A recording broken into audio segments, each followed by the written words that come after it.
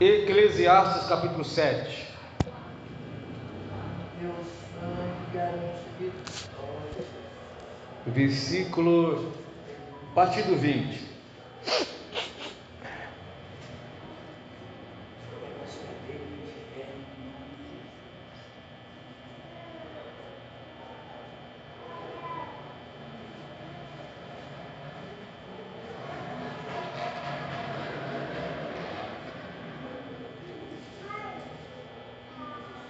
Até o versículo 25. Quem encontrou, diz amém?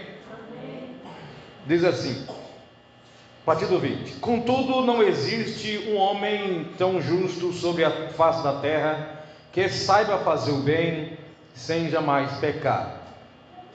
Não dê muita atenção a todas as palavras que dizem sobre ti, assim não te decepcionará ouvindo teu próprio servo te amaldiçoar.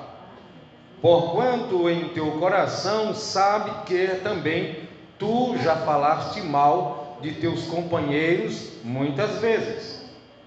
Todos esses conceitos analisei criteriosamente mediante a sabedoria e pensei: estou decidido a tornar-me insábio, mas logo notei que a sabedoria está fora do meu alcance. 24. A realidade e a verdade estão muito distantes, incompreensíveis e profundas, que ser humano terá capacidade de descobrir? Que ser humano terá capacidade de descobri-las? Por esse motivo, em meu coração, dediquei-me a conhecer e relacionar e pesquisar o saber e a razão de ser de tudo o que há, para compreender a própria insensatez da malignidade e a loucura da impiedade. Agora, Tiago, capítulo de número 5. Tiago, Novo Testamento, fica lá próximo do final da Bíblia, capítulo 5, um versículo bastante conhecido da igreja, o 17, diz assim: Elias era uma pessoa frágil, em outras versões, com as mesmas paixões, como nós. Ele orou fervorosamente, rogando para que não chovesse, e não choveu sobre a terra durante 3 anos e meio. Então fez outra oração, ou orou outra vez, e os céus derramaram suas chuvas, e a terra produziu seus frutos. Queridos irmãos, quando nós olhamos na palavra de Deus, os homens de Deus, nós temos 2 conclusões. Nós vemos servo de Deus fazendo coisas grandiosas para a glória de Deus, e nós vemos também homens de Deus fazendo coisas terríveis contra Deus e contra si mesmo, contra o seu semelhante. É muito comum a gente pender mais para um lado do que para o outro. Existem pessoas que vivem pesquisando mais os erros dos profetas, dos reis, dos sacerdotes, dos juízes, enfim. Já existem pessoas que gostam de ler mais as partes que lhe interessam, que é dos homens curando, expulsando, ganhando alma, fazendo milagres. Mas nós erramos quando pendemos para um lado ou para o outro. A Bíblia fala tanto dos bem-feitos e dos males feitos pelo servo de Deus. Certo é que todo ser humano erra. Todo ser humano está sujeito a errar. Muitas vezes nós agimos como que isso não fosse assim tão claro, porque a gente fica medindo nossos erros com os erros das outras pessoas. E como nossos erros parecem serem menores do que da outra pessoa, a gente entende que a gente não é tão errado assim, porque a gente se compara com outro pecador. Você vai ver muitas vezes pessoas dizendo: o quê? Mas fulano fez isso? Mas é verdade do que me disseram que fulano de tal praticou, roubou, adulterou, fez isso? Por que a gente se escandaliza assim? Porque nesse momento você se comparou com a outra pessoa. Querendo ou não, você se comparou. Se é um ladrão que rouba banco e soube de alguém que roubou a moeda, ele não se assusta assim. Verdade que aquele garoto roubou R$1, ele não faz isso, porque na hora que ele pensa isso, ele se compara. Não, mas eu roubo o banco e vou me escandalizar com alguém que roubou uma moeda? A questão é, até onde há uma diferença de quem rouba um banco e de quem rouba uma moeda? Quem é que faz essa diferença? É Deus ou somos nós seres humanos? A gente se orgulha de não fazer certas coisas que outras pessoas fazem. Será que não é apenas o nosso pecado que simplesmente é diferente do outro? Do outro cheira mal, mas aí o outro olhando para nós, ele pode achar a mesma coisa em relação a nós. Coisa para a gente pensar. Porque quando a gente pensa exatamente como a Bíblia quer que pensemos a nosso respeito, aí Paulo diz assim: olha, examine o homem, o que mesmo? A si mesmo. Examinar ali é julgar, é analisar, é discernir, é avaliar. Mas nós temos dificuldade de fazer avaliações negativas. Nós fazemos muitas avaliações ao nosso respeito positiva, mas a negativa, presta bem atenção. Se Deus abrisse o leque diante dos seus olhos e dos meus olhos, mostrando exatamente quem nós somos, você diria na hora: não sou tudo isso aí, eu não sou, estão me enganando, eu não sou tudo isso aqui. Estou dizendo positivamente. E no sentido negativo, né? Você não aceitaria que você é tudo aquilo. E no sentido positivo, você diria: sabe o que? Eu sou só isso. Eu pensei que eu era mais que isso. Porque nós erramos muito mais do que acertamos. Quando foi lido aqui domingo passado, na pregação do nosso irmão João Chaves, vocês vão ver que tem uma parte que diz que Jesus não confiava neles porque ele sabia da natureza humana. Não sabia a maldade daqueles homens, daquelas pessoas ali que estavam ali perto de Jesus para perturbar, não. Ele está falando que Jesus sabia da natureza do homem em geral, é de todo mundo. Então vamos lá.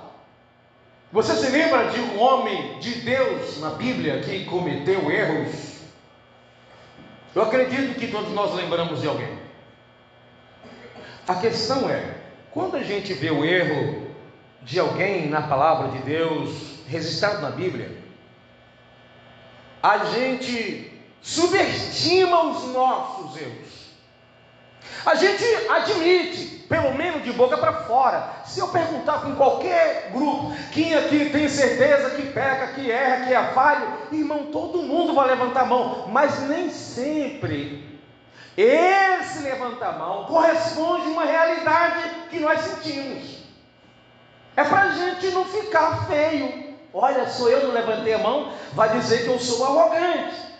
Na essência, nós temos dificuldade de admitir, mas assim, em grupo é muito fácil. Eu já sei que todo mundo vai levantar a mão, missionário, quando alguém perguntar quem aqui erra diante de Deus, todo mundo levanta a mão. Eu não vou ficar constrangido, porque todo mundo vai levantar a mão também.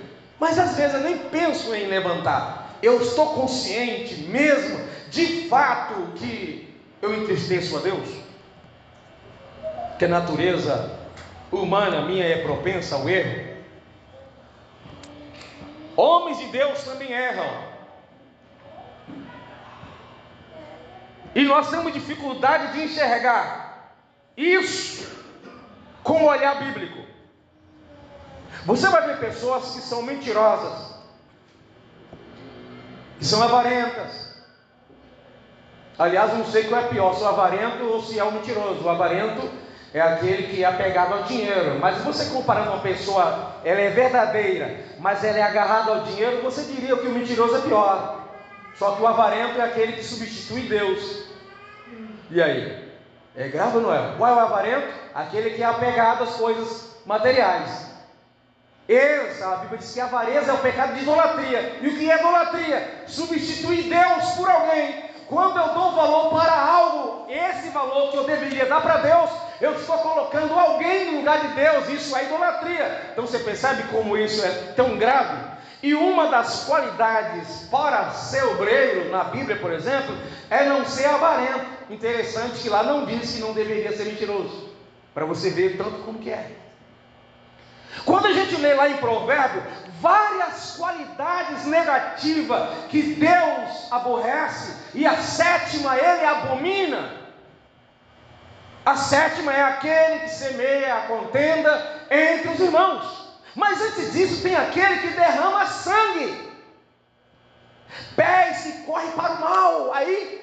Mas esse pé que corre para o mal não é tão grave como aquele que semeia contenda entre os irmãos. Por isso é difícil a gente analisar a nossa vida comparando com o outro, porque o meu erro pode ser mais grave, só que eu não considero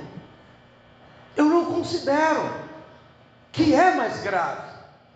Será que na igreja primitiva não tinha outros pecados para o Espírito Santo matar alguém por causa do seu pecado? Foi matar Ananias e Safira por causa da sua mentira, porque todo erro é algo que entristece a Deus, mas a mentira, ela está no topo. Então vamos lá. Moisés, por exemplo, Moisés era um homem servo de Deus, sim ou não? Moisés é um homem de Deus. Quando foi um dia, Moisés ficou lá no Egito, criado como que fosse filho da filha de Faraó. Ele não se considerava, mas era assim que se tratavam ele. Ficou 40 anos, e quando tem 40 anos ele vai visitar as pessoas que estão escravizadas no Egito. E quando eu chego lá, ele já tinha consciência que ele foi escolhido para libertar o povo do Egito. Quando ele chegou lá, viu um egípcio maltratando um hebreu. O hebreu era da descendência de Moisés. Isso não prestou. Moisés foi lá para apartar a briga, acabou matando o egípcio e enterrou na areia. E aí lá no livro de Atos diz que ele fez isso pensando que os seus irmãos entenderiam que através dele Deus ia livrá-los do Egito, mas eles não entenderam. No outro dia Moisés encontrou 2 hebreus discutindo, e Moisés foi fazer a pazes, e eles citaram: não vem para cá ser juiz sobre nós não. Está pensando, você quer matar e fazer com a gente como fez com o egípcio, que você matou e enterrou na areia? Aí Moisés percebeu a gravidade, e fugiu, e ficou mais 40 anos fora da sua região do Egito por causa do assassinato. Mas ele não pensava que o negócio tinha se espalhado. E os hebreus não viram isso com bons olhos. Então Moisés, um homem de Deus, sabia que na Bíblia é o único homem pecador que a Bíblia diz que na sua época ele era o homem mais manso, e mesmo assim Moisés cometeu o assassinato. Um dia Moisés, não estava vindo pelo deserto, subiu, ficou 40 dias sem comer e sem beber, debaixo da nuvem da glória de Deus no monte. Mas aí Deus falou para ele que o povo estava fazendo coisas erradas lá embaixo. E quando Moisés desce, percebeu que o Arão tinha feito um bezerro de ouro, e estava ali juntamente com o povo dizendo: esse aí é o Deus que tirou vocês do Egito. Moisés, quando percebe aquela cena, ficou tão indignado, o homem mais bravo, claro, temperamento melancólico também, depressivo, introvertido. E aí pegou aquelas 2 pedras que Deus tinha dado para ele, escritos os 10 mandamentos nas pedras, e arrojou-as em terra e quebrou as pedras. Moisés errou. Moisés estava vindo no deserto, juntamente com o povo, e o povo está falando: Moisés, nós queremos água, dá água para a gente, Moisés. E Deus disse para Moisés, isso é a segunda vez, né? A primeira vez ele foi lá, bateu na rocha e deu água. Mas a segunda vez Deus falou assim para Moisés: Moisés, fala a rocha, não é para você tocar na rocha, fala a rocha, Moisés. A primeira vez Deus mandou bater, a segunda era para falar. Moisés continuou na mesma configuração, foi lá e bateu. Deus falou: tudo bem, por causa disso aqui, nem esse grupo de murmuradores aí, de queixosos, e nem você vai entrar na terra prometida. Foi muito grave o que Moisés fez, a ponto de Deus dizer: vem para aqui para o monte, Moisés, está vendo lá a terra prometida? Moisés sentiu o cheiro, viu de longe, mas lá você não vai entrar. Oh Deus, deixa eu entrar. Não vai entrar. Não me fala mais nisso, Moisés, porque ele lá atrás tinha feito algo, tinha semeado coisa ruim. Não é que Deus não tinha perdoado Moisés, mas precisava dar uma lição.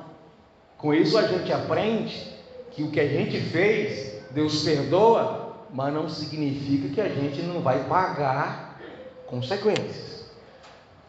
Então você percebe o quê? Que o Moisés era o homem de Deus. Agora olhe para cá, se eu e você estivesse lá no tempo de Moisés, e o que Deus falou a respeito de Moisés, e os erros que Moisés cometeu, provavelmente você não gostaria que Moisés fosse o seu líder. Provavelmente você ia dizer: esse aí foi quem Deus escolheu para nos tirar do Egito, foi esse aí. Não aceitaria. Por quê? Porque logo você se compararia com Moisés e dizia o quê? Eu não quebrei nenhuma vez as pedras, eu nunca matei ninguém. A gente se compara o tempo todo, e aí a gente descobre, entre aspas, que a gente é menos errado do que o Moisés. Mas Moisés era homem de Deus, sim ou não? Diz a Bíblia que ninguém nunca falou com Deus cara a cara como Moisés falava. Moisés, ou Arão, ou Miriam, com os outros, quando eu vou falar, eu falo por figura, eu falo por visões. Mas Moisés, meu servo, eu falo cara a cara com ele. Mas Moisés errou várias vezes. Claro que não justifica. Do mesmo jeito que não justifica quantas vezes você tem errado. Ou a gente acha que nunca errou. Algum de nós, quando se converte, a gente acha assim: agora eu me converti, né? Eu não posso errar. Claro, não deve errar, não é, até antes de ser crente. É pecado do mesmo jeito. Claro que quando a gente peca depois de crente, o pecado se torna mais grave. Mas a gente não deve pecar nem antes, nem depois. Mas a gente erra. Não deve ser um hábito, como diz a Bíblia, não erre. Mas se errar, tem um advogado: Jesus Cristo justo. Davi era um homem segundo o coração de Deus. Claro que essa palavra está escrita antes dele pecar com a Batseba, não é depois. A Bíblia não diz que ele não continuou segundo o coração de Deus, mas quando diz que ele é segundo o coração, Davi nem rei era. Mas Davi, um homem mais religioso do Antigo Testamento, através das suas composições do Salmo. Quem mais escreveu salmos para louvar e também adorar a Deus foi Davi. É só olhar o inário de Israel, que é os Salmos. Os Salmos é 150 hino, o inário de Israel. Então tem hino de guerra, tem hino de adoração, tem hino de louvor, tem hino que é para encorajamento do outro, como o Salmo 91, por exemplo, é uma pessoa encorajando a outra, né? Se você não sabia, o Salmo 91 é alguém encorajando o outro a confiar em Deus. Pois ele te livrará do laço do passarinheiro, ele te cobrirá com as tuas penas. Alguém encorajando alguém, outra pessoa, a confiar, a se esconder debaixo das asas do Senhor. Então Davi escreve vários salmos. Não é só ele, mas ele que escreve a maioria. Quer dizer, quem mais escreveu? Pedro Pedro, o homem chamado por Jesus para fazer a obra, para segui-lo. A passagem de Moisés, se alguém quiser anotar, está em Êxodo 2, do 11 ao 22, e de Davi, quando ele cometeu adultério e também um assassinato. Davi não só adulterou, homem que traiu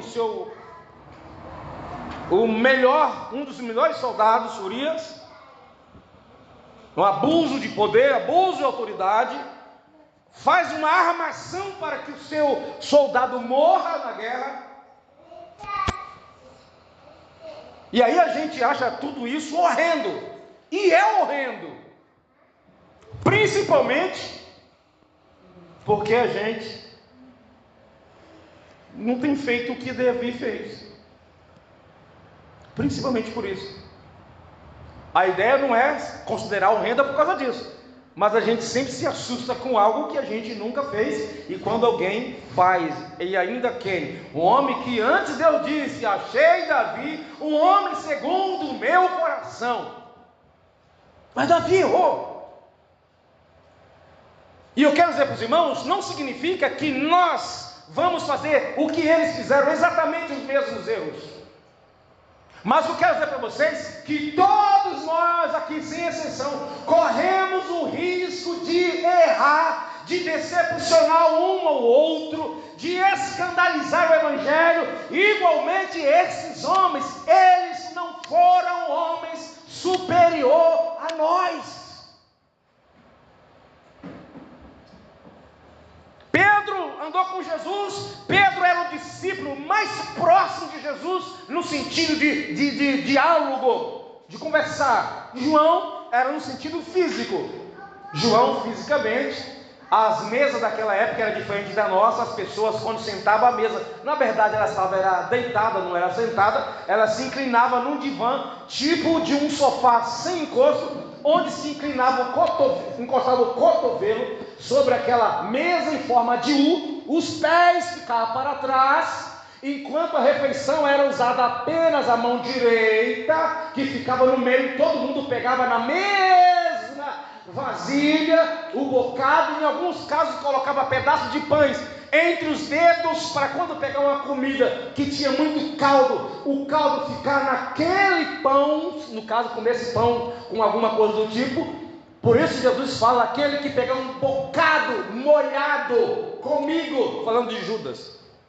Por isso que a mulher chegou por detrás de Jesus e começou a lavar os pés de Jesus, com lágrima, com perfume, enxugar com seus cabelos e beijar os pés de Jesus. Se fosse debaixo da mesa, não tinha como ela fazer isso, porque ela estaria atrapalhando e não tinha como caber. Ela estava atrás. A mesa era uma forma de U e eles deitavam. E o João era tão íntimo que quando Jesus faz isso, João deita na frente de Jesus e reclinava no peito de Jesus. Por isso que alguns malucos aí dizem que Jesus e João tinham um caso amoroso, por causa que as formas que eles faziam era como se fossem duas pessoas deitadas e um encostado na frente do outro, só retos. Mas diz que João reclinava a mesa ao peito de Jesus, o João apóstolo, chamado apóstolo do amor. Esse Pedro, que era próximo de Jesus no diálogo, na conversa, Pedro era temperamento sanguíneo, explosivo, perguntador, uma expressão como que arrogante, muito parecido com colérico. Então Pedro é aquele que fala, pensa, depois que faz, ele pratica, ele compra, depois vai ver se dinheiro dá para pagar. Então Pedro é aquele temperamento precipitado. Então quando Jesus falava qualquer coisa, Pedro já falava logo antes de todo mundo: ó, eu quero dizer que vocês todos nessa noite vão ficar que nem ovelha desbaratada, sem pastor. Pedro responde: não, pode todo mundo te negar, eu não negarei. Pedro estava sendo sincero, só não conhecia o seu coração enganador. Como eu disse para os irmãos, ser sincero não é o mesmo que ser verdadeiro. Faz parte, mas uma pessoa pode falar por engano uma sinceridade. Um bandido pode ser sincero, um ladrão pode ser sincero, um infrator pode ser sincero, admitindo que errou. Isso é ser sinceridade. Contudo, um bandido não é verdadeiro. Então Pedro era muito sincero.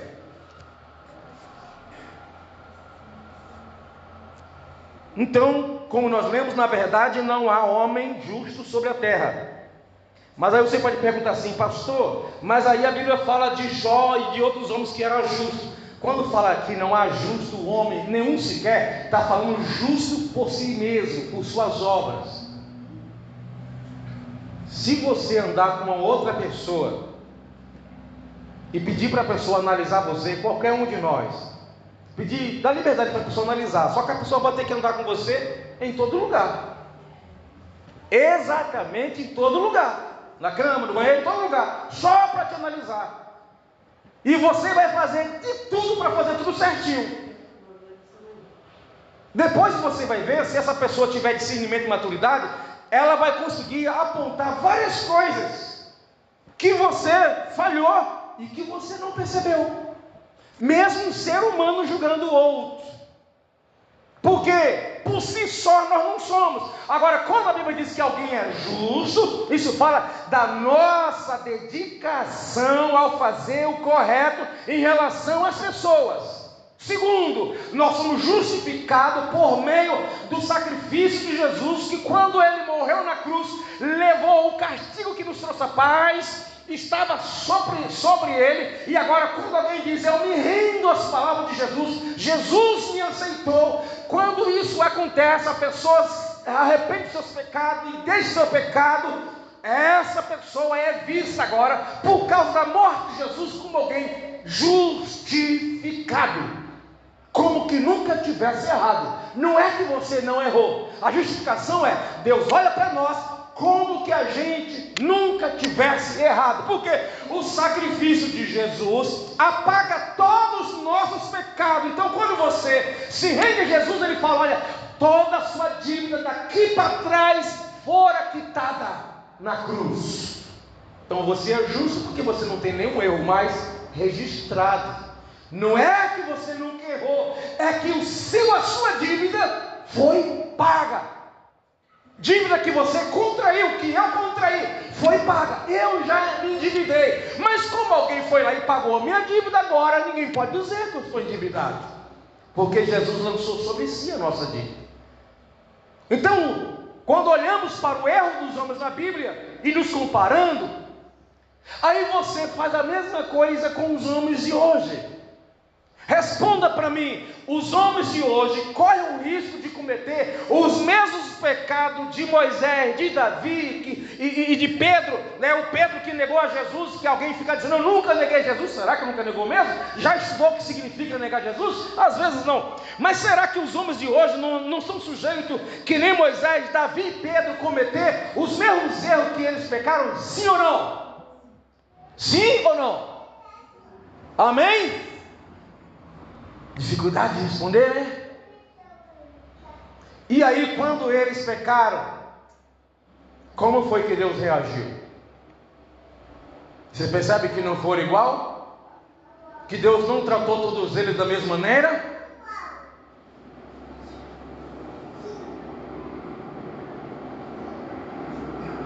Davi teve medo que ia morrer, teve medo de morrer.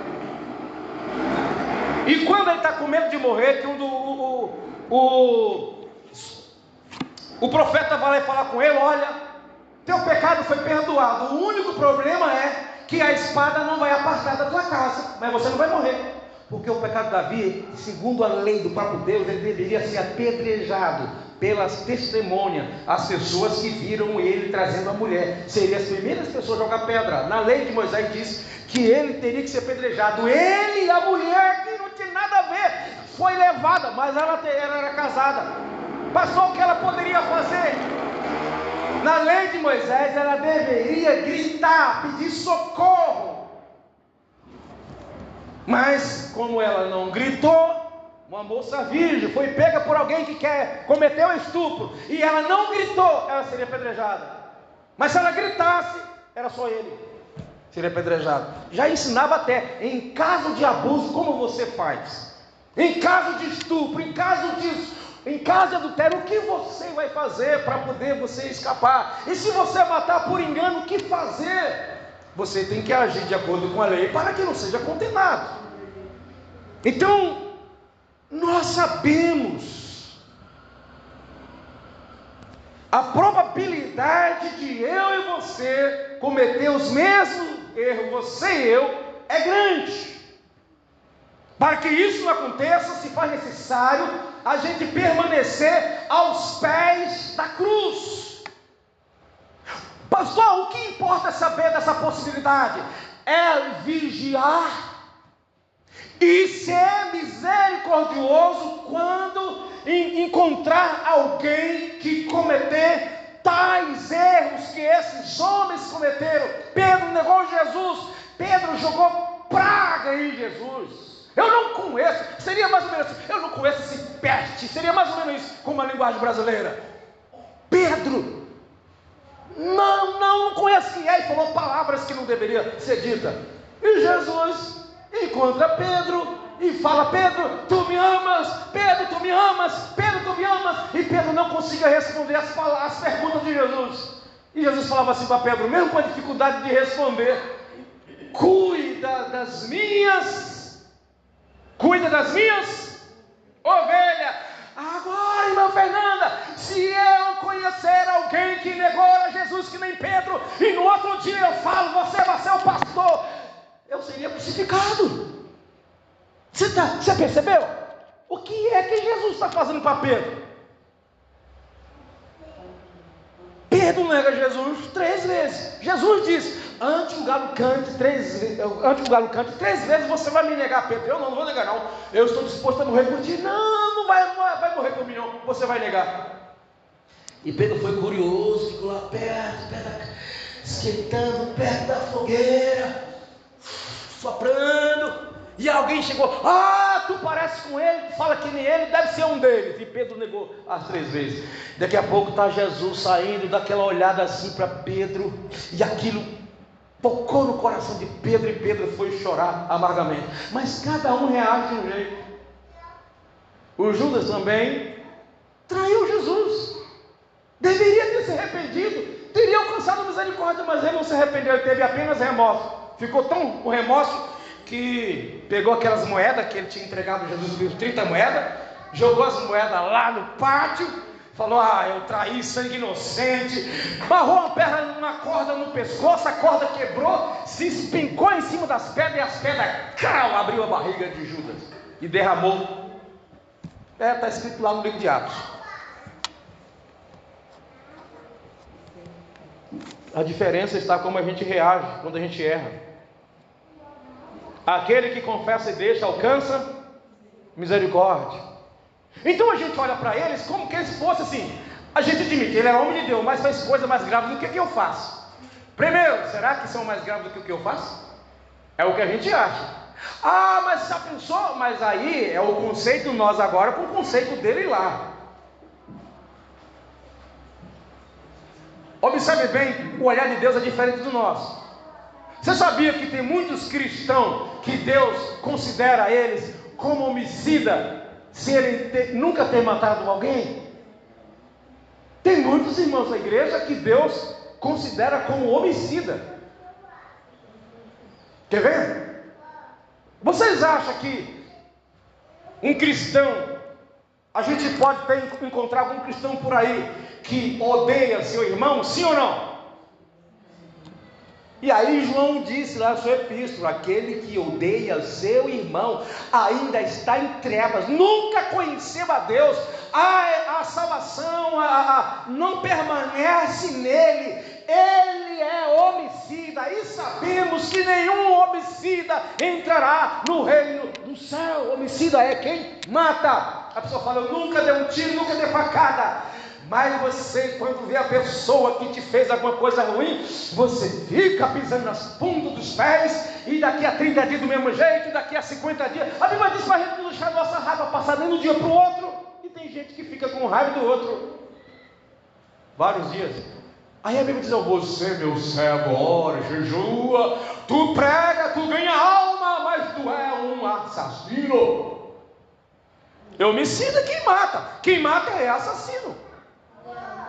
Então você percebe Começa a analisar que quando chegamos diante de Deus, não é para a gente se comparar com as outras pessoas. A única pessoa que nós temos que nos comparar para nos ajudar a melhorar é nos comparar com Jesus. A Bíblia diz para a gente viver como Jesus viveu. E aí o que acontece?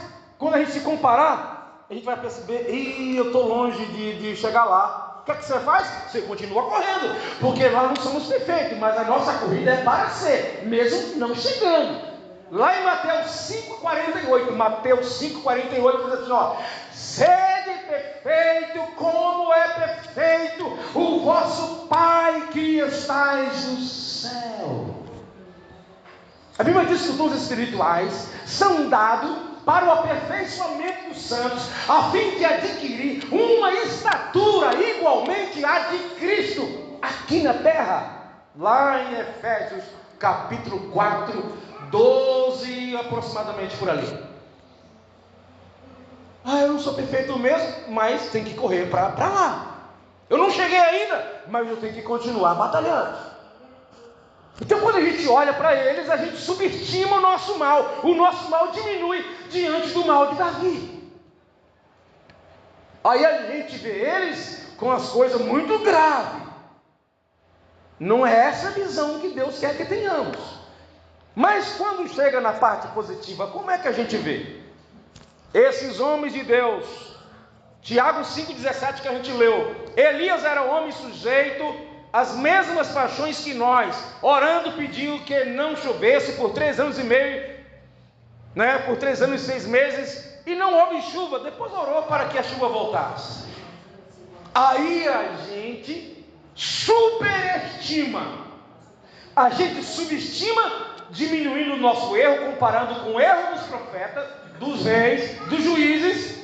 A gente subestima, que é colocar abaixo, desvalorizar algo, ver menor do que o que é na real. Agora, superestimar é ver além. Agora, quando a gente olha para Elias, para Eliseu e para esses homens profetas, a gente coloca eles num nível lá em cima, que Deus também não coloca. Eles não eram superior a nós. Tinha uma missão diferente, uma missão de destaque, em uma época diferente, mas eles também não conheceram muitas coisas de Deus que eu e você conhecemos hoje, até porque a Bíblia não era completa nos dias dele, e ninguém consegue ter uma visão completa de Deus se não for pelas Sagradas Escrituras, e ele só tinha parte. Então, Elias era um homem pecador, sim ou não? Sim, tinha as mesmas fraquezas que nós. E aí a gente acha assim, pastor, mas Paulo era Paulo, quem eu? Para me comparar com Paulo, a gente coloca Paulo lá em cima. Essa é a sua visão. Quem é superior? Somos nós ou Jesus? Jesus disse o quê? Se vocês tiverem minha palavra tiver em vocês, pedireis qualquer coisa e será feito. Jesus chegou até a dizer no livro de João: vocês vão fazer maiores sinais do que aqueles que eu fiz. Maiores. Não está dizendo que a gente quer se tornar superior a Jesus. Elias, um homem muito usado por Deus, mas só fez 7 milagres.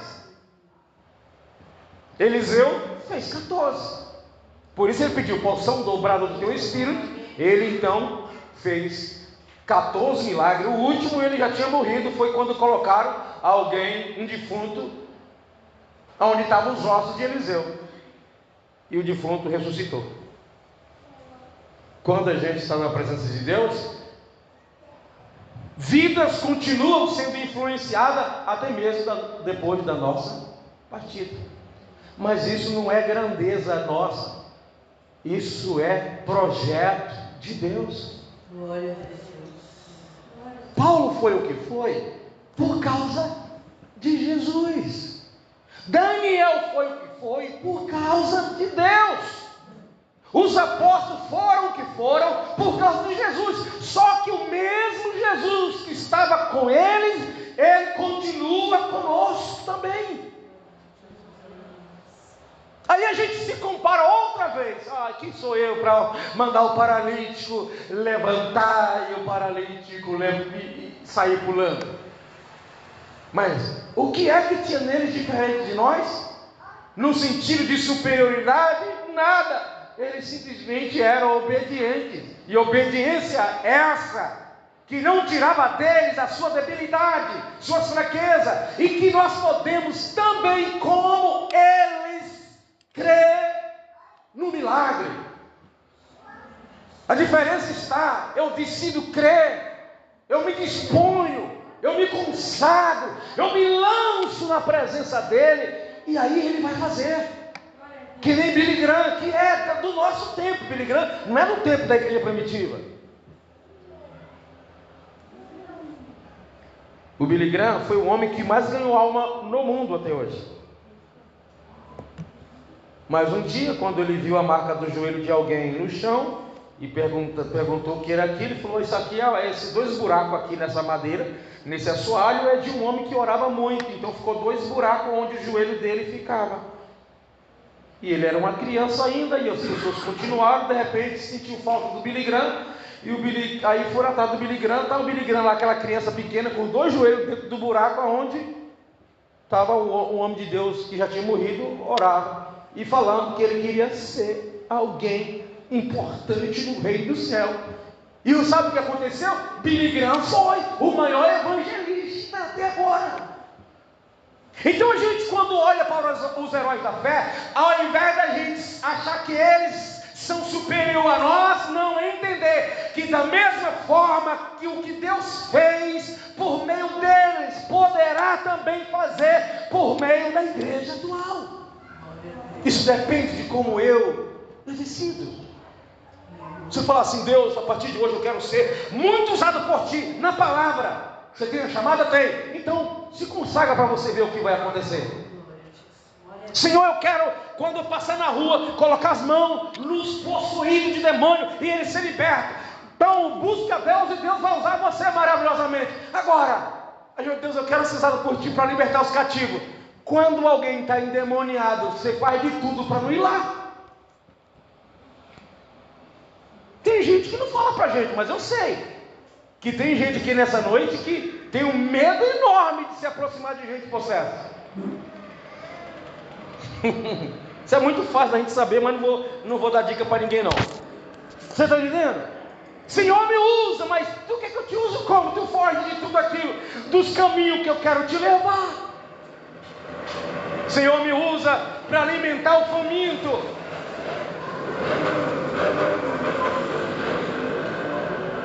Senhor, me usa para alimentar o faminto. Quando chega a vez de ajudar o faminto, você fala que só tem 1 quilo de arroz, não dá. Se tivesse mais, daria.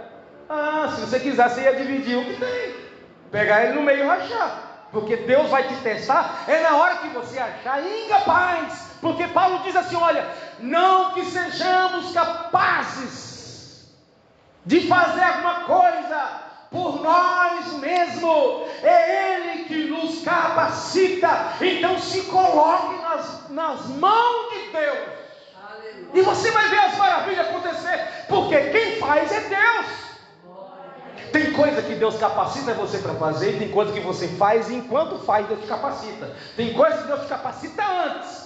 Tem coisa que Deus te capacita assim que você começa a trilhar. Porque tem casos que são um processo de aprendizado. E para aprender precisa de um processo. Logo não vai aprender sem passar por ele. Então tem coisas que eu tenho que passar por ele. Não tem jeito.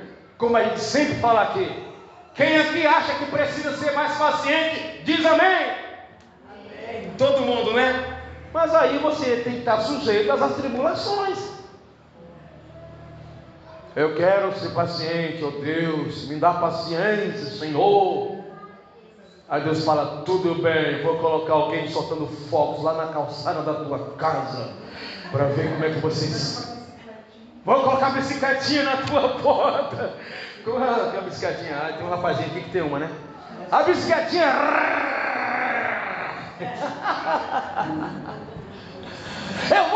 Eu vou permitir que alguém varra o cocô do gato, do cachorro, e vai empurrando. Quando chegar no meio da tua calçada, na guia, deixa lá empilhado. Só para você aprender a ser paciente.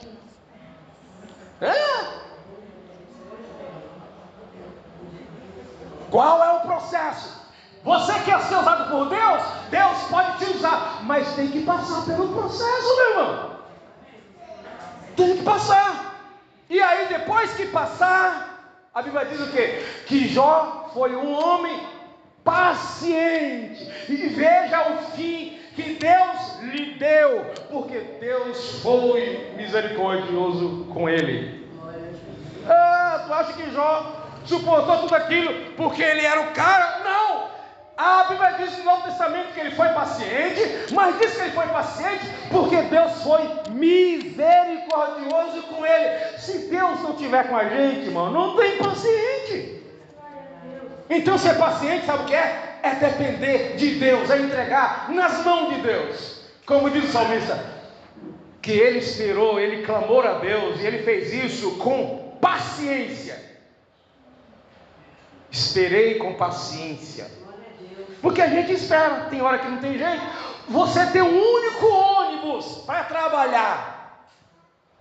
E aí o que você tem que fazer? Não dá para pagar Uber? Tem que fazer o quê? E esperar. Mas isso não é uma virtude, não. Você não tem o que fazer. Virtude é se tiver uma outra alternativa e mesmo assim você esperar. Isso é virtude. Agora, se você espera porque não tem alternativa, isso não tem nenhuma virtude. Agora, a virtude é, o salmista Davi falou, esperei com paciência, sem xingar o motorista, sem querer enforcar o cobrador, sem entrar no ônibus e sair perguntando para todo mundo por que atrasou, o que aconteceu, que chegou essa coisa e eu vou chegar atrás do meu trabalho. E aí você vai continuar atrasado ali, o ônibus chega atrasado e você não vai ser paciente, porque não esperou. Gente, nós somos engraçados às vezes, viu? Olha, Elias orou para não chover. A gente fica assim, meu Deus, como é que pode isso? Jesus disse, se tiver de fé, você manda um monte sair daqui e para lá, e ele vai. Diz que para aquele que crê em Deus, Jesus diz, aquele que tem fé em Deus, nada é impossível para aquele que confia em Deus. Diz que nada é impossível. Abraão, quando Deus falou assim, me dá o teu único filho, Abraão. Abraão não ficou atordoado. Abraão foi levando o seu filho, alguns servos, um animal levando as madeiras, para sacrificar o próprio filho. Ele não estava pensando assim, ó, quando Abraão disse assim, olha para o filho, Deus proverá para si o cordeiro. Ele não estava pensando assim, ó, eu creio que no último momento Deus vai providenciar o animal e eu não mato meu filho. Não, não era isso que ele estava acreditando.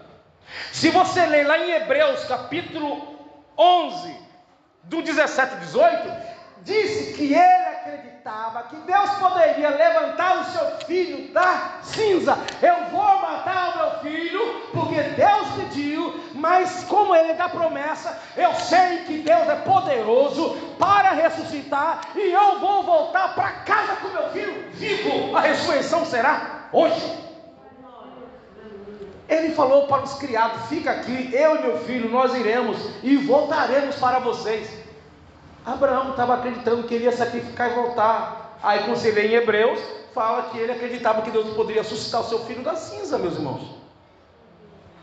E a gente olha para os homens, que fé enorme. Lá no livro de Hebreus, quando fala no capítulo 11 sobre os heróis da fé, aí no versículo 1 do capítulo 12, ele continua o assunto dizendo, portanto nós também que estamos rodeados por essa tão grande nuvem de testemunha, que são Abraão, Moisés, Jefité, Davi e outros, corramos, deixamos o pecado, o embaraço de perto nos rodeia, e corramos a carreira que nos está proposta, olhando para quem? Para o autor e consumador da fé. O problema é que a gente fica olhando muito para as pessoas.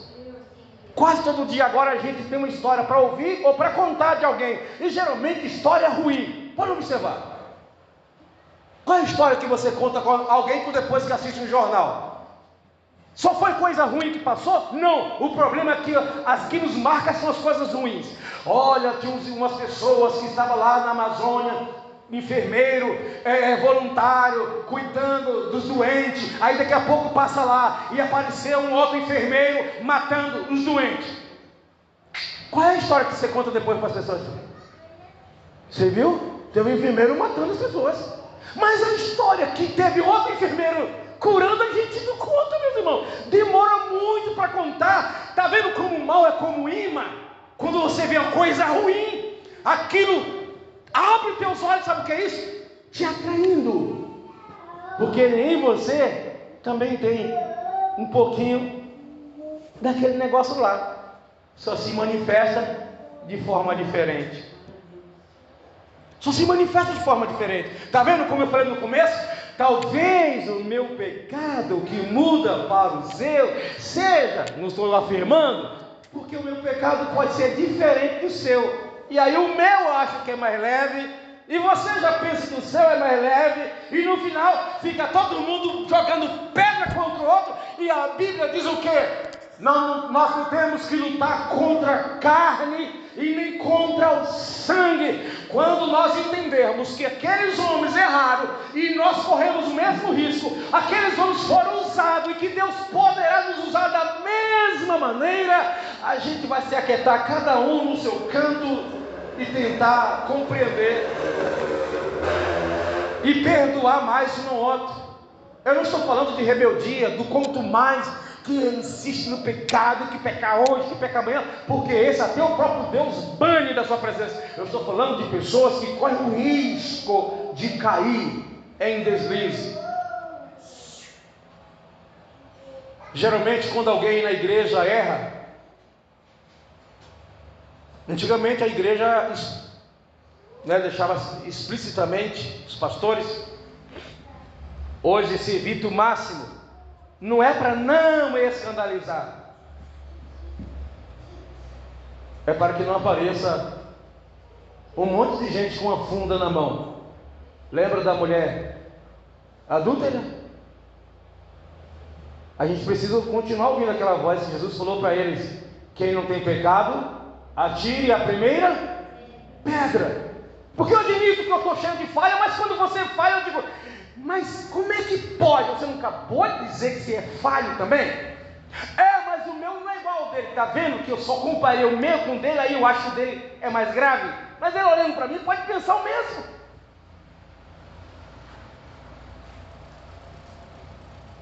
Nós não somos justos por nós mesmos, se não for pelo mérito da cruz. Não há um homem só que não peque, não há ninguém que não erre. Isso não é para consolar, confortar, alguém se sentir confortado dos seus pecados, não, porque tem o pagamento para quem vive no pecado. O que eu estou falando é para que cada um de nós venhamos nos colocar e saber lidar quando alguém diante de nós escorregar, o que nós devemos fazer. E quando alguém for usado por Deus, como é que a gente se coloca também? Não, eu fico para cá, ele para lá, porque ele é muito usado, porque ele é a pessoa muito amada por Deus, e por isso Deus quer usar ele. Mas eu acho que Deus não quer usar, não, é só se colocar. Sabe por que Daniel foi usado tanto lá na Babilônia? Que logo quando ele chegou, foram dar para ele umas comidas lá que não era favorável à sua religião. Ele falou: eu não vou comer da comida da Babilônia. Não tenho pastor, eu não tenho pai aqui, não tenho minha mãe, eu não tenho liderança, mas eu conheço a Deus. Não tem ninguém aqui para me disciplinar se eu errar. Não tem, vai ter que disciplinar o que lá na Babilônia? Mas eu não vou me contaminar com a comida da Babilônia, eu não vou comer do que ele come, eu vou andar na contramão. E Deus honrou não só Daniel, mas os seus companheiros que tomaram a mesma atitude. Que tal a gente tomar as mesmas atitudes dos homens de Deus? Então não é para pensar que eles são superiores a nós, ou que eles são piores. Nós precisamos voltar para casa hoje igualmente os homens que estavam ali querendo apedrejar aquela mulher adúltera. Qual é mesmo o meu pecado? Será que eu consigo contá-los? Lembra aí, pensa consigo aí. Senhor, de vez em quando dou aquelas mentirinhas dizendo quando eu cheguei atrasado no meu trabalho, Senhor. De vez em quando eu fui relaxado na hora de me arrumar, e aí cheguei atrasado da escola e falei para a professora que foi o pitbull que estava me cercando e por isso passei pela rua de cima, Senhor. Senhor, minha mãe falou: José, acorda, e eu estava acordado e fiz um barulho de que estava dormindo. Isso é mentira. Mentira por cobra. Hein? Senhor, sabe aquelas vezes que eu não estava com vontade de trabalhar e eu cheguei com um atestado médico para o meu patrão e eu não estava doente, Senhor, e o meu atestado de escola, Senhor? Pedi uma receita médica. E quando eu cheguei, Senhor, lá para ser atendido no posto de saúde, e eu fiz um escarcéu, tinha muita gente pior do que o meu pai, do que a minha mãe, e eu falei que a minha tia estava correndo risco de vida. Risco de vida não é risco de morte, não existe risco de vida, risco de morte, Senhor, para poder as mulheres agilizar, mudar até a cor da pulseirinha lá no PA, Senhor. Isso é mentira. Mas se não fazer assim, eles não atendem. Nada justifica mentir. Aonde é que está a nossa fé em Deus? Para Ele curar antes de você ser atendido. Onde está? Deus maravilhoso. Aí a gente começa a perceber, né? Pegou pesado agora, pastor. Não é pegou pesado, é uma revelação mesmo. Glória a Deus. Porque a gente pega uma pessoa mentindo, a gente fica, mentiroso. Como pode mentir para a própria mãe? Aí você fala, mas eu já menti também, dizendo para o pastor que eu não fui para a igreja porque eu não pude e simplesmente não quis perder o capítulo de Dorama. Eu podia ir sim. Se fosse fazer hora extra, eu tinha ter ido, então podia. Então, irmão, nós temos que capinar com a ajuda de Deus. Senhor, vê se há algum mal em mim. E eu digo para você, não espere ser alguém perfeito para depois Deus te usar. Vai deixando Deus lapidar a sua vida, a nossa vida, mas enquanto isso, mesmo como um pecador, como alguém que é falho, Deus poderá levantar as mãos e dizer, tu ainda não és perfeito, mas eu te usarei para a minha glória, que nem usei Davi, usei Paulo, usei Pedro, usei João, Bartolomeu, usei até Judas, sabendo que ia me trair. Jesus deu autoridade até para Judas Iscariotes, antes da traição, sabendo que Judas o trairia. Não é que ninguém merece alguma coisa, irmãos. Sabe o que a gente merece mesmo? É ser castigado, punido, mas a misericórdia do Senhor é tão grande que nos poupou, e mesmo cheio de falhas, estamos aqui nessa noite, e se sair daqui dizemos, Senhor, eu quero mudança na minha vida, me perdoa, Deus vai dizer, eu te darei o meu Espírito Santo, e te usarei na face da terra. É preciso a gente se conscientizar disso. Quando Deus usa você, não é porque você é o mais santinho do que os outros. Para terminar, que a hora já foi. Um dia Pedro e outro discípulo está subindo na porta do templo, porta formosa. E aí o homem diz para ele assim, o paralítico de nascença, com mais de 40 anos de idade, me dá aí uma moedinha. Ele falou, não temos ouro nem prata, mas o que nós temos, isso vamos te dar agora mesmo. Levanta e anda. E o homem levantou e começou a saltar, com a ajuda deles, saltar de alegria. Entrou no templo e o povo começaram a ficar com seus olhos estatalados nos discípulos de Jesus. E os apóstolos falaram, por que vocês estão olhando para nós? Vocês estão pensando que é por causa de alguma santidade, alguma virtude que há em nós, que esse homem fora curado? Não. Ele então começou a pregar a Jesus, dizendo, sabe, este homem foi curado depois de 40 anos de idade, nascendo coxo, pelaquele Jesus que vocês entregaram para ser morto. Sabe, meus irmãos, quem faz a obra é Jesus, quem enche a igreja é Jesus, quem batiza no Espírito Santo é Jesus, quem renova é Jesus. Pastor não tem poder de fazer nada, quem faz tudo é Jesus. Nós precisamos estar conscientes disso, que algumas pessoas perderam nisso, e quando Deus usa, bate no peito, eu pago o preço, no monte, eu subo toda sexta-feira o monte. Não, aquele que a si mesmo se exalta será abatido, aquele que a si mesmo se humilha será